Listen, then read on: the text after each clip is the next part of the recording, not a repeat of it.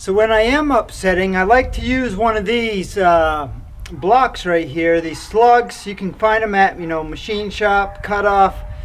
But one thing it allows me, it's low to the ground, and I can get, some good height above it to allow that potential energy to drive into it. So it's a little, for me, it helps on some of these projects, being a little bit different than at the anvil, because I can just work so much from higher up.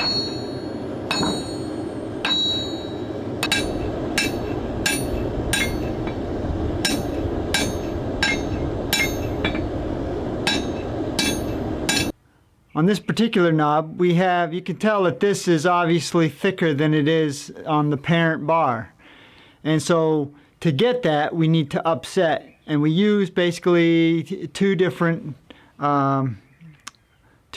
techniques to get that upset. One, we try to do a kind of a pre-upset first to get that to grow out enough, and then to upset it and then get that diamond shape on the end. We will get that. We'll have to do that at the anvil itself.